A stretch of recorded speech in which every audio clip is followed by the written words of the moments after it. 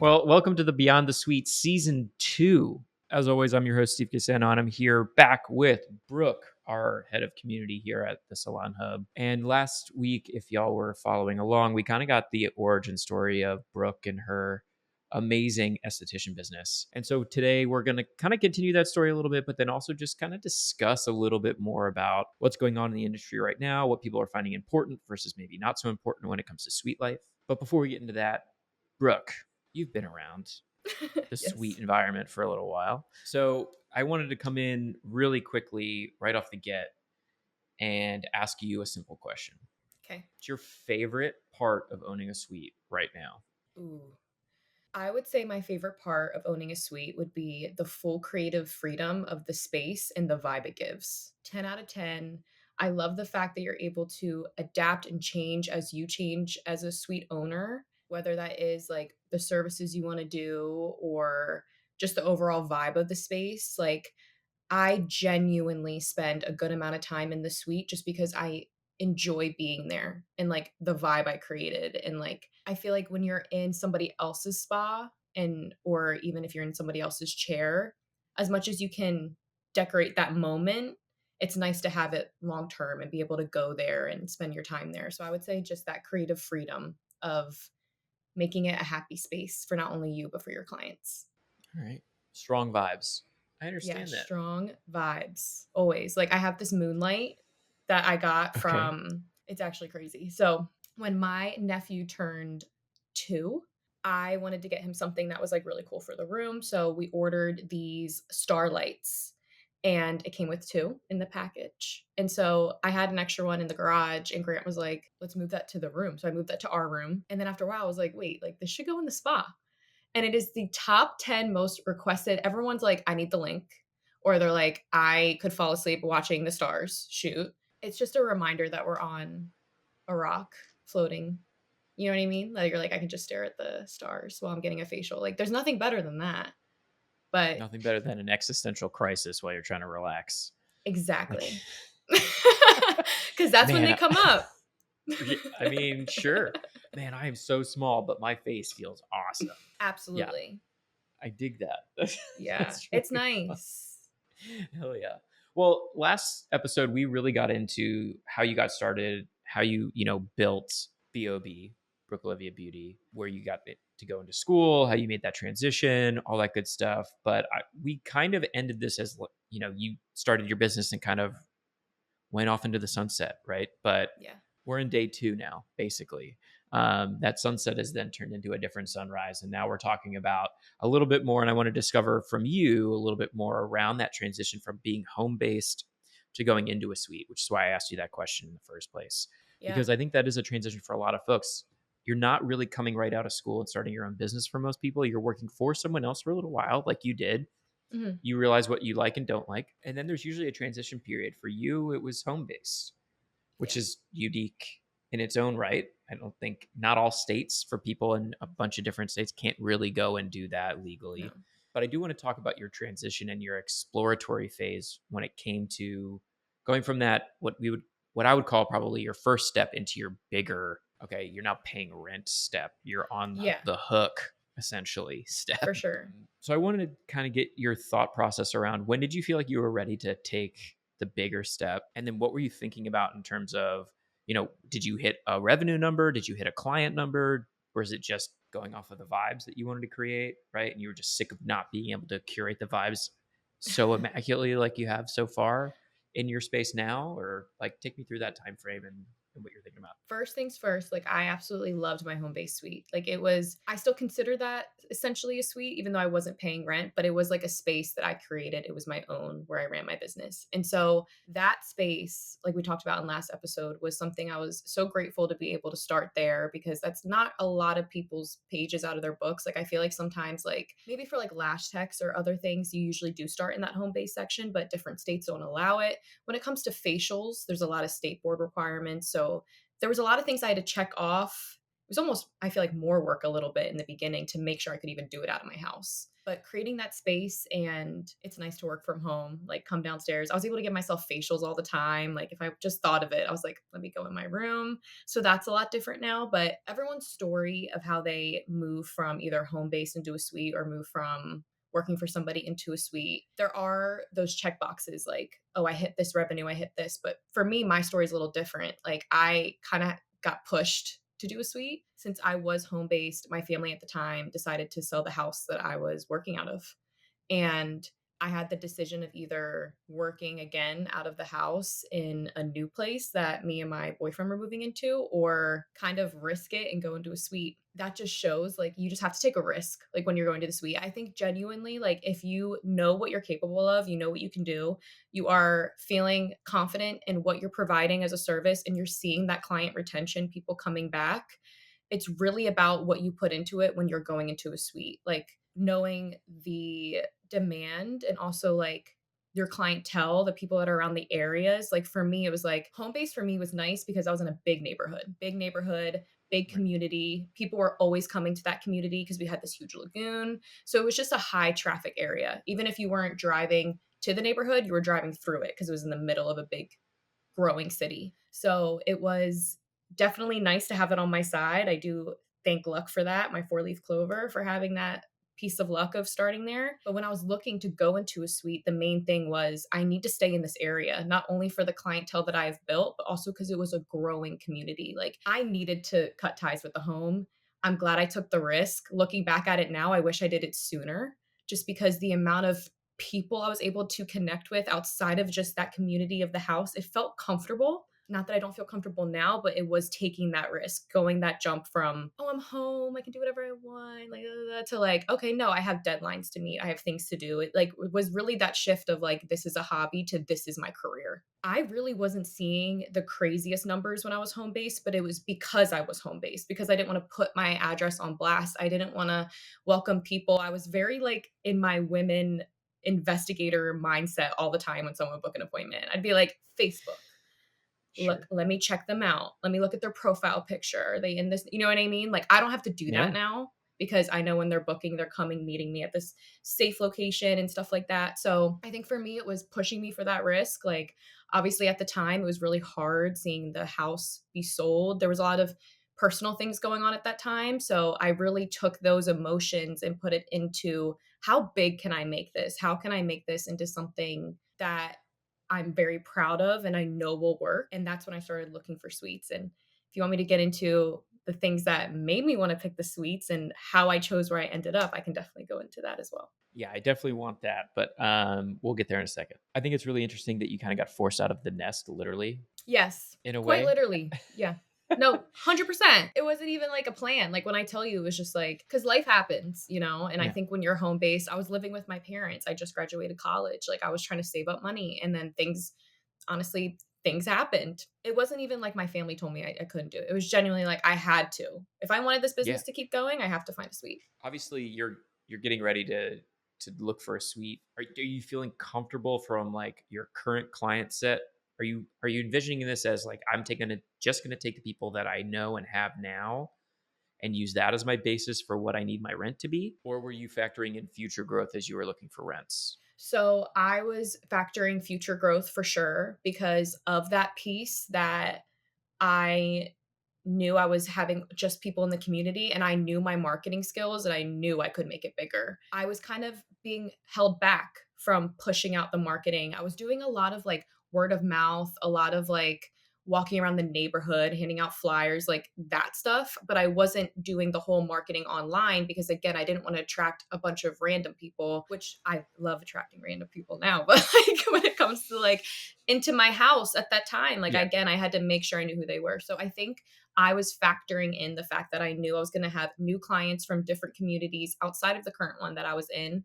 So I don't think I would have made that push if I didn't feel confident in the fact that I had clients that were still continuing to see me after I had cleared up their skin or helped them reach their goals. I was like, okay, if I have this retention with people just in this community, I wonder what it'll look like if I open it up to a wider variety. I was factoring in how much I had, but the money was the issue. Like when you're looking in an area, a growing community, you're gonna have to be paying high numbers for rent. So I think I was trying to put all my eggs in like the basket of like just how big can I grow this and making that mindset the biggest thing of like the marketing and taking it like up a notch. Yeah. I mean, I think that definitely makes sense. Or were you factoring any type of churn then too, because you weren't going to be a walk away from a lot of your clients? Yeah. So I had to make sure that I was going to be in the same location to nurture those current clients that I had. Like I had a great relationship with my clients. I think when you're home based and people know Mhm. you're a small business, you build a different kind of relationship than if you know you're going to a chain and you might see that person one time.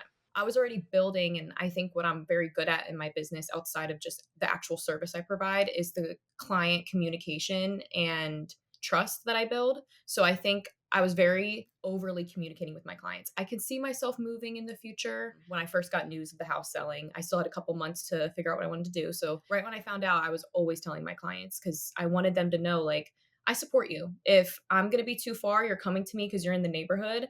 Absolutely understand. But please know that, like, with my growth, I would love to see you join me on that journey. And I would say almost all of them did. There was a couple clients that enjoyed, being in the neighborhood. And I will say, like, after I started my business there and I left, I did notice a lot of other people starting their businesses in the neighborhood in the same Interesting. field, which I mean, to go off, there's enough room for everybody. I really think this community, there's so much room for all of us to have amazing clients. But 100%, I was so nervous I was going to lose all my clients, but I was so like trying to stay confident in the fact that like they reassured me and I reassured them. And I found a spot Mm. currently within like a 10-minute radius was like my goal.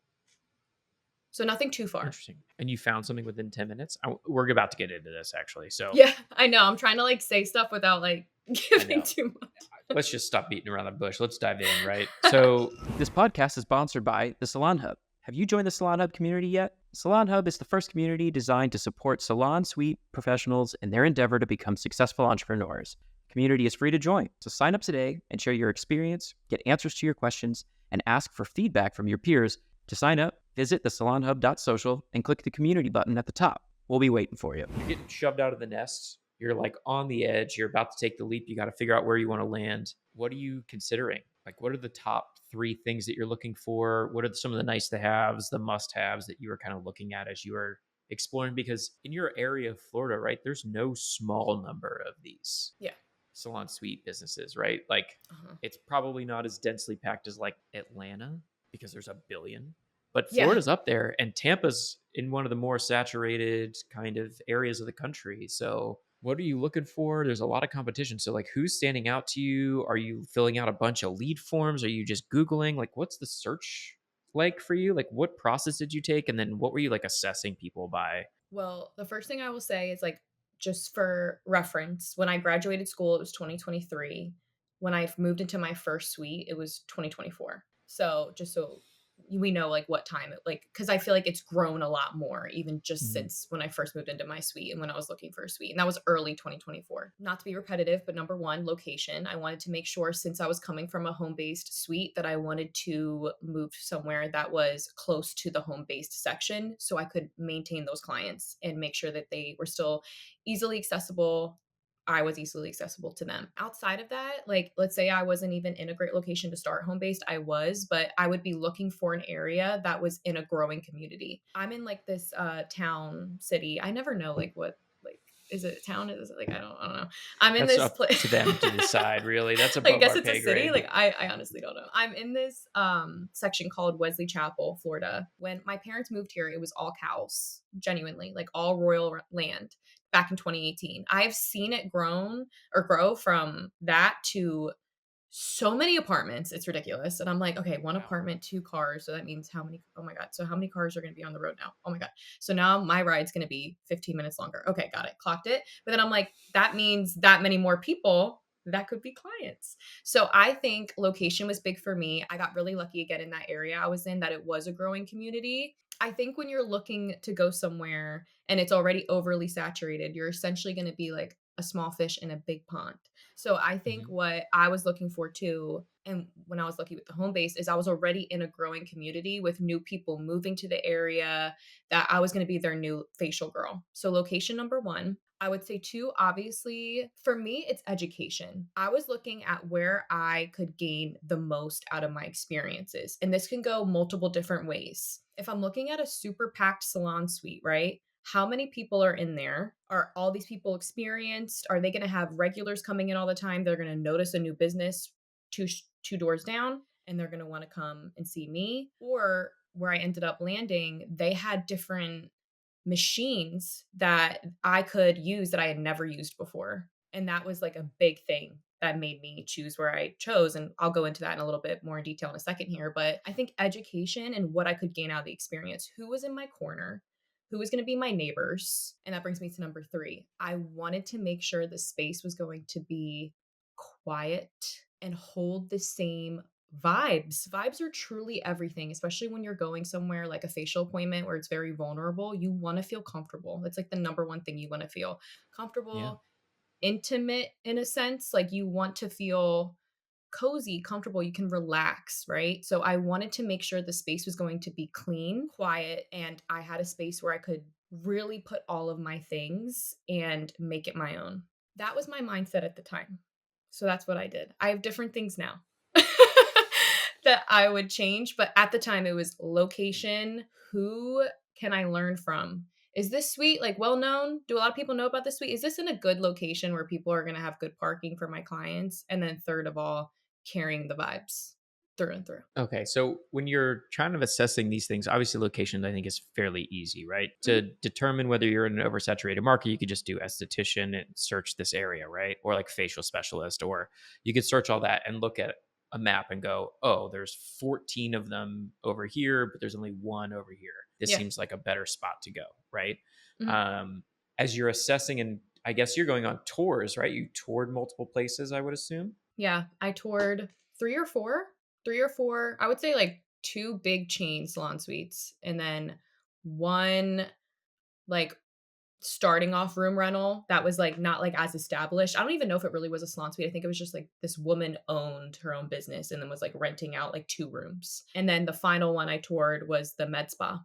And then as you're going through and for these tours, maybe not for the room rental one, if you will, but for the others, are you then like introducing yourself to the other people around that room to vibe check them on your tour? Or like how are you determining, oh, I could learn from these people versus I'm probably not going to learn from these? So my experience with the tours was very much like meeting somebody that either owned the space or worked for the space and showing me the rooms that were available. And then that was pretty much it.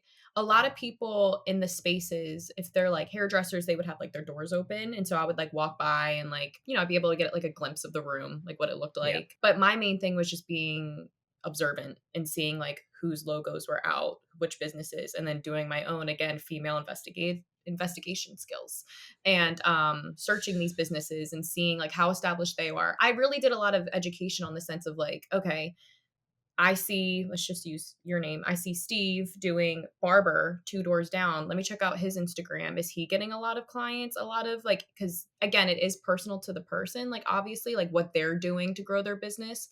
But that helped me understand like how many people were really coming to the salon suite. That was a big thing for me too. If there's 3 hairstylists with their doors open, I'm not going to want to be the suite right there if I am Right. specializing in intimate, quiet facials. So you obviously found a great spot for you. Yeah. When you are assessing vibe, because we kind of talked about, figuring out people, right? Location. The last big thing was vibe. Hard to define, when you see it kind of a thing. But what were Yes. you looking for? Like, were you looking for just, oh, this place feels quiet and serene, or, oh, this feels like it's a really heavy hitter kind of a spot, Mhm. or something else, right? Like, what's the vibe that you are actually trying to move towards? Literally, when I would go into these spaces, I'm the client. Like that's what my Mm, mind would go to. I'm opening the door from the minute on the tour. Like obviously I'm it's like split brain, let's say, like business operator, obviously thinking that things through, but I'm also going in as a client.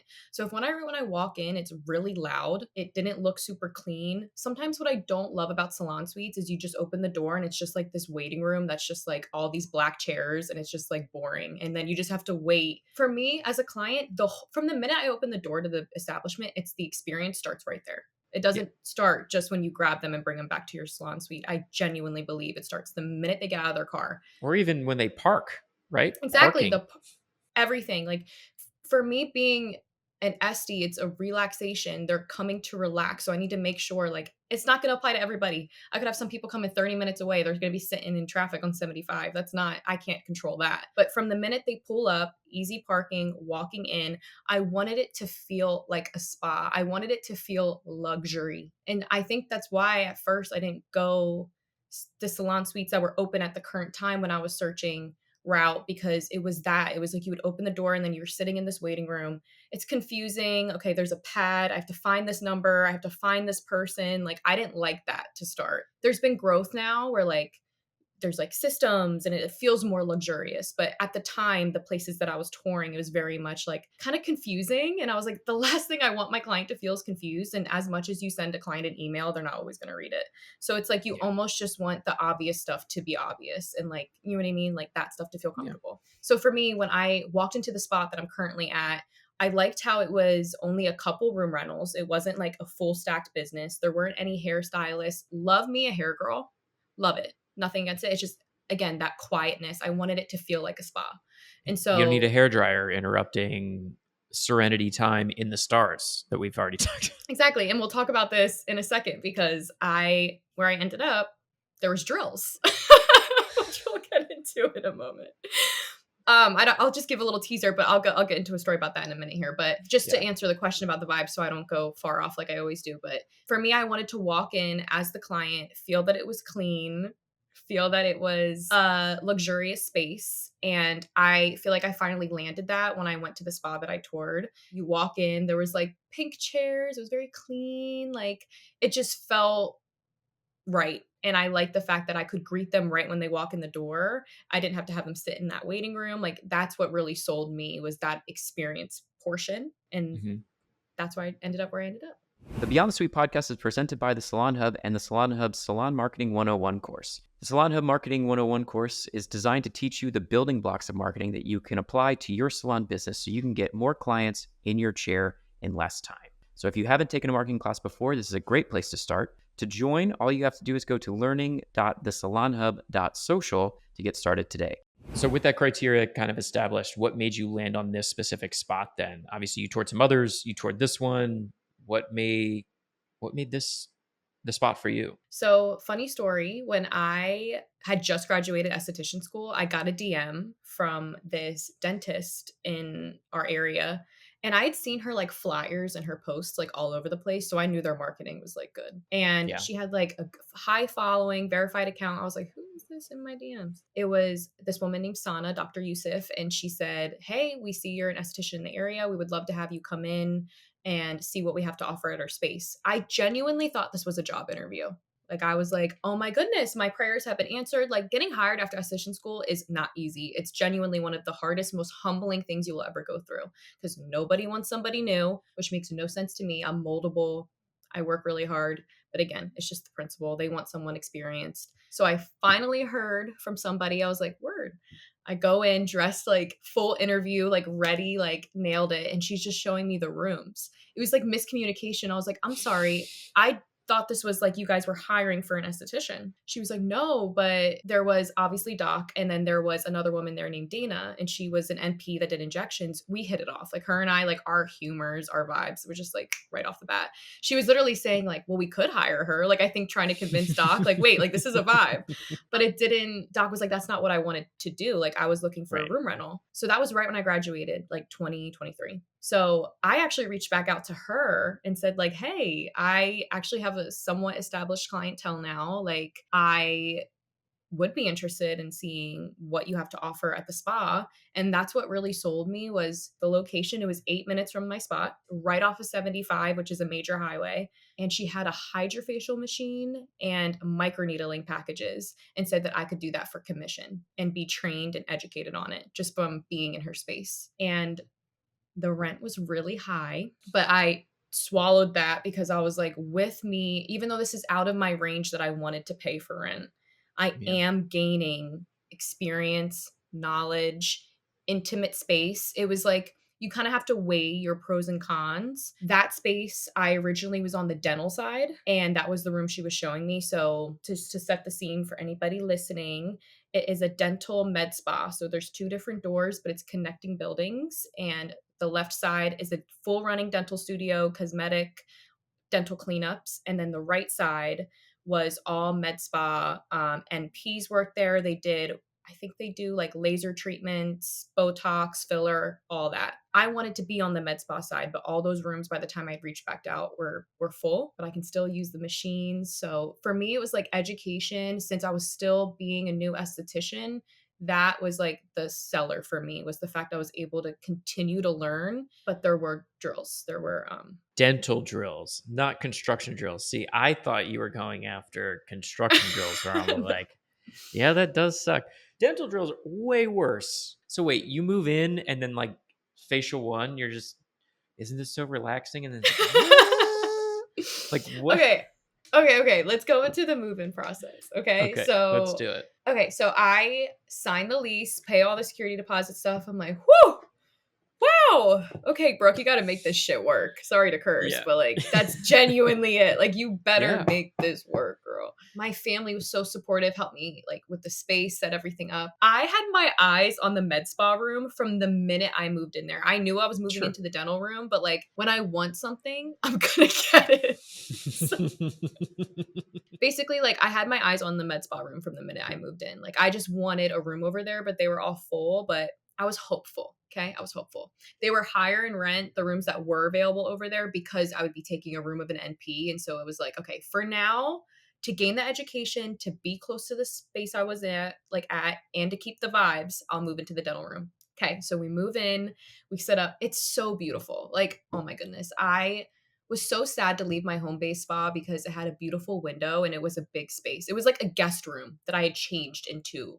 a spa. So now I'm moving into like a smaller room that's set up like a dental room. So like obviously the chair's right in the middle. There's a lot of storage behind. Were you able to move any of that stuff? Because a lot of suites you can kind of move stuff around, some you can't. So No. So this wasn't like a normal suite. Like this was like room rental. Like it was a dental office, right? So yeah, it's not set up for that. I'm renting a room from a dental office. Like that's what I'm doing. So the storage that was in there was like on the wall. Like it was like a part of the room. The most storage I've ever seen in my entire life. It was like, now that I moved rooms, like I missed the storage in the first room because it was like Sure. perfect. They so like perfect with all the little drawers, like to fit all my little things. Like because a lot of stuff in facials are typically small other than the products, but like I needed to make sure I had enough room for organization, because big thing about facials that people don't think about is like, y'all don't hear me grabbing the stuff ever, right? That takes a lot of holding in your breath and needing to have things perfectly organized so that I can grab stuff out while y'all are relaxing. A lot of people don't clock that. But next time you're at your facial appointment, think about it. Wow, I didn't hear her grab out literally anything she just grabbed. Well, if they're with someone like you, maybe. Yeah. I will say, like, it's a humbling experience as an esthetician. Like, I hit my head on the light. I have like knocked over a product. Like, it's just, you're just human. But like, I will say, like, that's a big thing. Like, that's something we'll talk about in a little bit. But like, that was something that I really had to apply to, like, the suite, is making sure I had a lot of storage. Anyway, so I'm in the dental suite. I start my first clients. I set up the vibes. I put a lot of like fresh plants, candles. Like, I was like, I need this space to smell good. I would leave my door open. Everyone would walk by my room and be like, Brooke, it smells delicious in there. And I'm like, I know. I don't light candles anymore. I had an experience. So I don't do it anymore.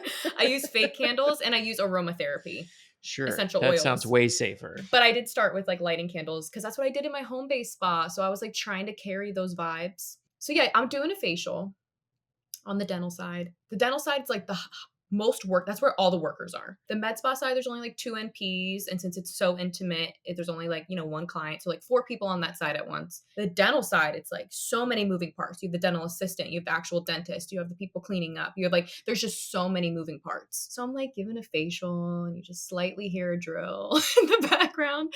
But I will say, like, the vibes in the room, I had the waves on, the noise canceller. It was more something I think I noticed than the client. But Sure. what really got me and why I had to move to the med spa was like just the people having loud communication like right outside my door. Like it really was a Yeah. deal breaker for me. Like it's a thing of like obviously being respectful, but I think too it's hard for me to say, "Oh, you guys can't do this," when they have to talk to each other. And where Right. my room was like right near like that meeting point, like in the middle of the dental studio where they would like do sanitation and stuff like that. So that's where they would catch up about patients, and like it just was like a bad placement, and I think that's what like really I was like, "Doc, I need to be on the spa side. Like I need it." And right when Yeah. a girl moved out, I snagged that room so fast. And that's where I currently am. And that's where I've been for 13 months. Yeah. What a fun start. It was 2 months. 2 months I was on the dental side. That's what I was going to ask. How long did you make it? How many drills did you have to make it through before you were like, "Yo, this has to change." Yeah, like I will say, like you can like do your best to not hear it. Like I remember Doc would tell me, like, just turn your music up. And I'm like, yeah, but facials aren't like the most fun when you're just like hearing loud music either. Like I personally, how I like my setup is I like some kind of white noise going. So like waves, and then I like and the addition, like a song playing in the background that is like spa music, so that I think when the songs dip out, they can still hear the waves, and it's like really relaxing. I like those pieces together. And so I feel like when you're hearing that, but then you hear someone walking when you come by, it's like ruins the vibe. Totally get that. So I want to ask you just one last question before we skip out here, and we'll continue on for next session for sure. But what's like some things that you noticed that you like undervalued that actually turned out to be amazing, or vice versa, that you thought were going to be great or like a huge must have but turned out to be just kind of ancillary? Things that turned out great that ended up being great were obviously the education pieces of learning the hydrofacial, learning the microneedling. When they have people that come in the med spa that do trainings for the NPs, I'm able to sit in and listen on that. So I'm gaining knowledge. Even if I can't essentially practice, I'm still learning about the skin, even if it's something that I can't produce. So like I do love that education piece. I miss my window in my room a lot.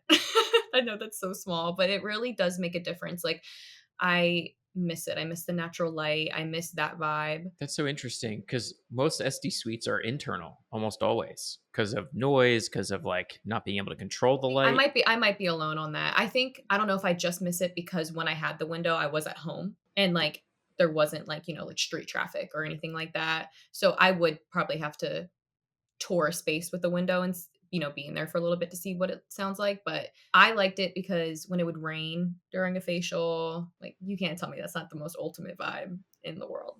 Like, come on. Yeah, And like sounds pretty good. I like the natural light too, because being an SD, I don't even know if this is being an SD, this is just being me. I hate bright white light. Like I need like dim. I never Mood have overhead lighting. lights on. Mood lighting is like essential in my house, and even in my car, I have like mood lighting. Like I literally cannot do bright for fluorescent lights. Like you'll never catch me. So I think with the natural light from there, I didn't have to turn on as many lights, and it little bit of light that would come in, the mood lighting. It rains so much in Florida, so it's not always like, especially during a big chunk of the Yeah. year. So I feel like it adds a vibe. Temperature control matters to me heavy. I This is no hate to the girls that I'm currently in the spa with, but they like it 75 degrees. Are you trying to melt me? Like I'm confused. Like y'all know I'm dealing with hot towels and steamers. And and it's 75 degrees. And they're still cold. They have a heater at the front desk. I'm like, babe, I literally every time I'm in that spa, I am turning down. I do like that I have the freedom to do that. I don't know how Yeah. it is in other suites because I haven't been other than home base and then in this like med spa room rental vibe. I think a big non-negotiable for me in the future is a door that locks, which I know you're probably like, why doesn't your door lock already? That was something that was a con that I had to kind of swallow because I had more pros on that list. But yeah, my room doesn't lock. So I have to like have a lot of cameras out to watch stuff. I'm not worried about people stealing my things. It's just annoying knowing that like people can come in and out of my room. Yeah. People don't because they know I have all the cameras and stuff, but still, like for It's liability. Florida. Yeah, it is. The 8-minute drive, I think, definitely helped maintain and keep my clients. Like with talking to my clients now about opening another location and maybe moving, like they're like, well, how much farther? You don't want to set something from the beginning that you're always going to be moving. That's Right. like something that I don't love about my journey is that I have had to move. This will be like my second time moving. I don't want to create a habit of that. So I really want my next space to be a perfect space for me that I can really just continue to grow at least for 2 years minimum, like, if I have Right. to end up moving somewhere else.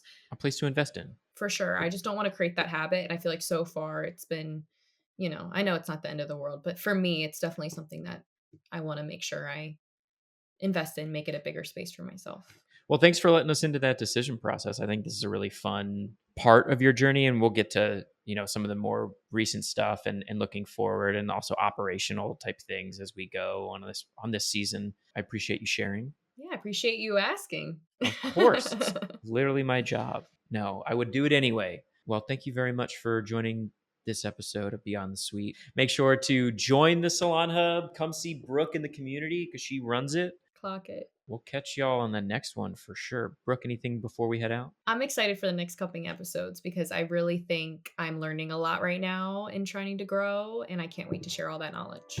Amazing. Can't wait to ask you about it. So we'll get you there. Alrighty. We'll catch you on the next one. That's the pod. Bye.